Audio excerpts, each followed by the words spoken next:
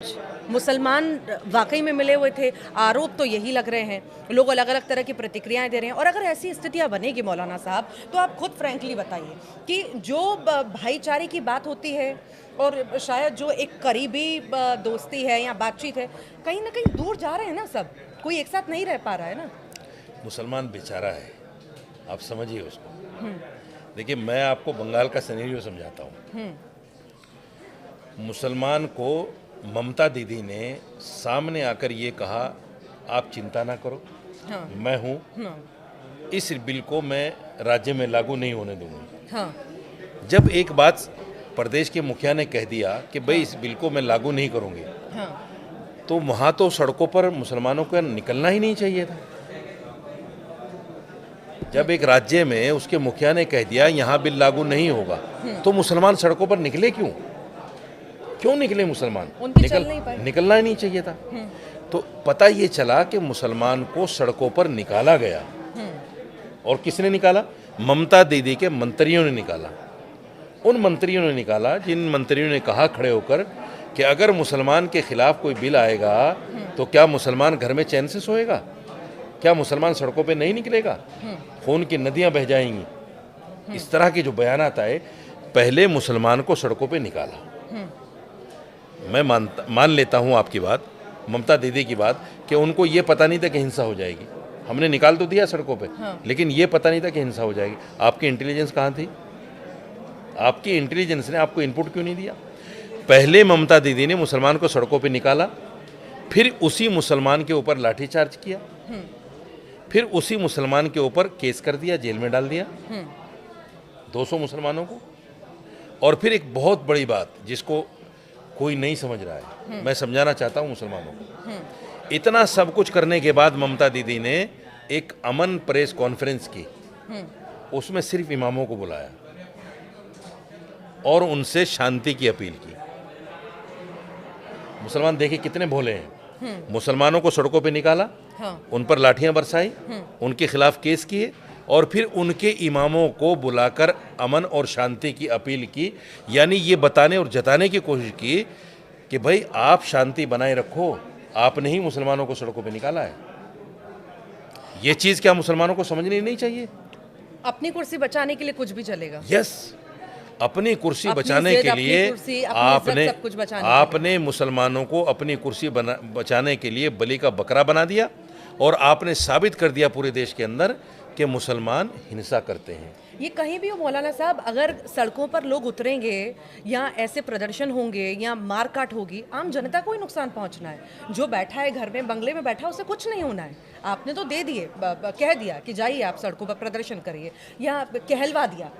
किससे नुकसान है? जिस जनता ने आपको चुना है उसी का नुकसान है। देखिए, आम जनता से ज्यादा मुसलमान को नुकसान है। मैं ये कहना चाहता हूँ, मुसलमान इस बात को समझे। मुसलमान का दोहरा नुकसान है। अब देखिए, 3 लोगों की जान गई वहाँ, 2 हिंदू, एक मुसलमान। एक मुसलमान भी मारा गया, एक मुसलमान मारा गया।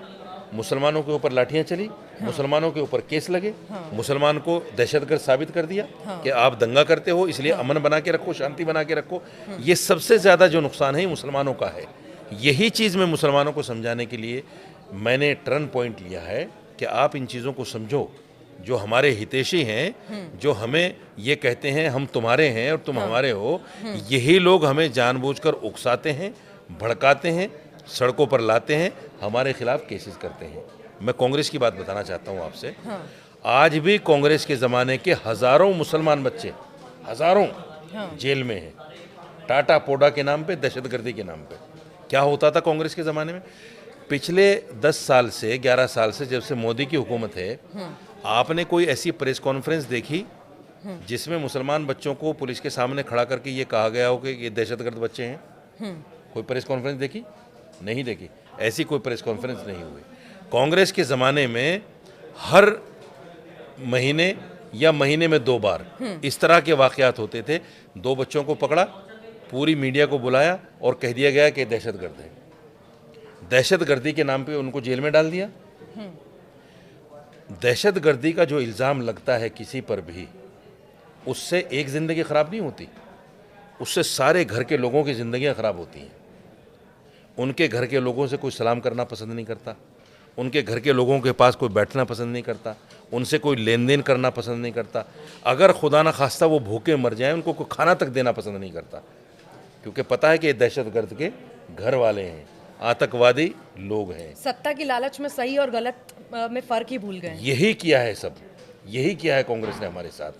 ये चीज़ मुसलमानों की समझ में क्यों नहीं आती कि हम जिसको अपना हितैषी समझ रहे हैं वो किस तरीके से प्यार में, प्रलोभन में, आस्तीन में लेकर, पल्लू में छुपाकर हमें कैसे जलील कर रहा है, कैसे हमें जेलों में डाल रहा है। ये चीज़ हमें समझने की है। आप देखिए, मैं फिर कहता हूँ, 60 साल के अंदर अगर कांग्रेस चाहती तो मुसलमान, जो हमारा आंकड़ा नौकरियों में 15% था, वो बढ़कर 30% भी हो सकता था, वो बढ़कर 50% भी हो सकता था, बिल्कुल हो सकता था। लोकसभा में जब हम 15% थे तो हम 30% भी हो सकते थे। लेकिन हुआ क्या कि हम 1% पे आ गए, और फिर लास्ट में हमारे जख्मों पर नमक छिड़कने के लिए सच्चर कमेटी की एक रिपोर्ट आई। उसमें कहा गया कि मुसलमान दलित से बदतर जिंदगी जी रहा है। इसका कारण क्या है? इसका कारण यही राजनीति है कांग्रेस की, कि उसने हमें कहीं भी कुछ नहीं दिया और हमेशा मुसलमान को जलील करने का काम किया, आतंकवाद के नाम पर जेलों में डालने का काम किया, और हमेशा मुसलमान को नीचे गिराया, उसको जलील किया। तो ये चीज़ें इसीलिए मैं आया हूँ, इसीलिए मैंने यू टर्न लिया है कि मैं मुसलमानों को ये समझा सकूं कि जिस डर, जिस खौफ के अंदर तुम जी रहे हो, उस डर से थोड़ा बाहर निकलो। बीजेपी पार्टी भी एक संवैधानिक पार्टी है, ये भी संविधान को मानने वाली पार्टी है। हमने 60 साल आजमाया है किसी को, हम 5 साल इसको भी तो आजमा सकते हैं। हाँ। आजमा कर देखें। अगर हमें लगेगा कि हाँ ये हमारे मामलों पे पूरी नहीं उतर रही है, फिर हम फिर यू टर्न ले सकते हैं, फिर कांग्रेस की तरफ जा सकते हैं, फिर समाजवादी की तरफ जा सकते हैं। लेकिन हमें समझना पड़ेगा हम उस डर में क्यों जिए। अब देखिए, मैं एक चीज़ और बताना चाहता हूँ आपको। नेशनल म्यूजियम में आप जाइए, वहाँ जिन क्रांतिकारियों के नाम हैं, 67,000 लोगों के नाम हैं, उसमें से 37,000 मुसलमानों के नाम हैं। 37,000 मुसलमान क्रांतिकारी थे जिनके नाम दर्ज हैं। मुसलमान ने जब इतना बड़ा बलिदान इस देश के लिए दिया है, वही मुसलमान डर कर जिए। क्यों डर कर जिए हम भाई? क्यों हम सीना चौड़ा कर सरकार की आंख में आंख मिलाकर बात नहीं कर सकते? दिखा दिया इन्हें तो। यस, क्योंकि हमारे ऊपर एक तमगा लग गया है कि हम देशद्रोही हैं, आतंकवादी हैं, पत्थरबाज हैं, हम हिंसा फैलाने वाले हैं। ये तमाम टैग हमारे ऊपर कांग्रेस ने और जो विरोधी पार्टियां हैं, विपक्षी पार्टियां हैं, उन तमाम पार्टियों ने हमारे ऊपर लगा दिए हैं। इसीलिए मुसलमान डर कर जी रहा है। मैं कहता हूँ इस डर से निकलो। जो विपक्षी पार्टियां कह रही हैं, जैसे बिल के नाम पर अब ये लोग उकसा रहे हैं, भड़का रहे हैं, क्यों भड़क रहे हैं हम लोग? ये प्रॉपर्टियां सारी की सारी पहले भी कांग्रेस के पास थी, सरकार के पास थी, और सरकार ने क्या किया वो बताना चाहता हूं मैं आपको।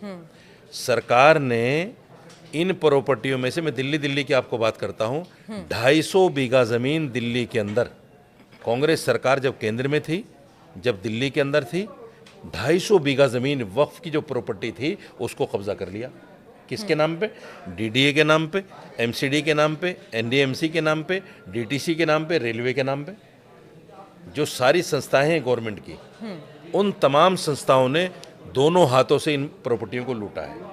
250 बीघा जमीन, आप तसव्वुर कीजिए, इमेजिन कीजिए कि 250 बीघा ज़मीन दिल्ली के अंदर अगर उसका सिर्फ किराया ही हमें मिल जाता सर्किट रेट के हिसाब से, तो आज दिल्ली के अंदर मुसलमान तो क्या, कोई हिंदू भी गरीब नहीं बचता। कई हजार करोड़ साल का होता है 250 बीघा ज़मीन का किराया। लेकिन कांग्रेस ने लूटा दोनों हाथों से और वक्फ को अपनी जायदाद समझा। आज विरोध करने के लिए खड़ी हो गई यही कांग्रेस जो दोनों हाथों से लूट रही थी। और इल्ज़ाम क्या लग रहा है कि बीजेपी संपत्तियों को हड़प लेगी। अरे संपत्तियां तो आप हड़प चुके ऑलरेडी, संपत्तियां तो आपने ले ली सारी। अब क्या बचा है वक्फ बोर्ड के पास? अब वक्फ बोर्ड के पास बची है मस्जिदें, दरगाहें, खानकाहें, ये बची हैं। इनको कौन हड़पेगा भाई? मस्जिदों को कोई सरकार क्यों ले लेगी? जो हमारी मस्जिद 50 साल, 100 साल, 200 साल, 400 साल से रन कर रही है, उसमें नमाज हो रही है, कौन हड़प लेगा उसे? यही डर दिखाया जा रहा है कांग्रेस की तरफ से भी, असदुद्दीन अवैसी की तरफ से भी, जमीयत और पर्सनल बोर्ड की तरफ से भी। ये लोग कांग्रेस ने भी हड़पा है और इन लोगों ने भी ज़मीनों को हड़पा है। आप हैदराबाद चले जाइए, जितने भी मेडिकल कॉलेज या स्कूल्स बने हुए हैं असदुद्दीन अवैसी के, उनमें 70% ज़मीन जो है वो वक्फ बोर्ड की है। पर्सनल बोर्ड के एक जनरल सेक्रेटरी हैं मौलाना फजलुर रहमान मुजद्दिदी, आप राजस्थान में चले जाइए, उनके कई सारे मेडिकल कॉलेज हैं, कई सारे स्कूल्स हैं, सारे के सारे वक्फ बोर्ड की ज़मीन पे हैं। आप जमीयत उलमा में आ जाइए, जमीयत उलमा संस्था एक है, संगठन एक है, उसके अध्यक्ष 2 बन गए। एक अध्यक्ष ने पहले 2.5 बीघे ज़मीन कब्जा कर रखी है वक्फ बोर्ड की ITO मेन चौराहे पर, और दूसरा अध्यक्ष बना है इलीगल तरीके से, उसने 1 बीघा ज़मीन और कब्जा कर लिया वक्फ बोर्ड का। दिल्ली में ITO जैसी जगह पर 3.5 बीघा ज़मीन, 3,500 गज ज़मीन, अगर उसका सिर्फ किराया आप लगाएं तो कम से कम 20 लाख रुपए महीना होता है। ये लोग नहीं देते किराया, क्यों नहीं देख पा रहे? ये सारी चीजें हैं जो ये नाजायज फैक्टर कब्जा करे हैं। बैठे हैं। इन्होंने असल में क्या है कि मुसलमानों के ऊपर एक, आपने देखा होगा पहले ज़माने में जो घोड़े तांगे चलते थे, हाँ, तो वो लगा दिए तो जाते घोड़े थे के कि ऊपर eyesight एक कंटोप लगाया जाता था ताकि घोड़ा इधर उधर न देख सके, सीधा सीधा चले। देखे। हाँ। मुसलमानों की आंखों पर इन्होंने कंटोप लगा दिया है, मुसलमान देख ही नहीं पा रहा है इधर उधर, मुसलमान वो देख रहा है जो ये बता रहे हैं, दिखाना चाहते हैं ये, जो ये बता रहे हैं कि ऐसा होगा, तो मुसलमान उसी को देख रहा है। कठपुतली हुई है तो बिल्कुल कठपुतली की तरह इनके नचा रहे, हाथों जैसे की नचा रहे हैं। बिल्कुल बिल्कुल सच्चाई है ये। इसलिए मैं कहता हूं कि मुसलमानों, होश की आंखें खोलो, अब भी समझ लो कि कौन तुम्हारा हितैषी है, कौन नहीं है। कोई भी कानून जो आता है या पार्लियामेंट से पास होता है, आप इसका विरोध कर रहे हैं। JPC के अंदर ये बिल गया, बहुत सारे सुझाव मांगे गए, कुछ सुझाव उसमें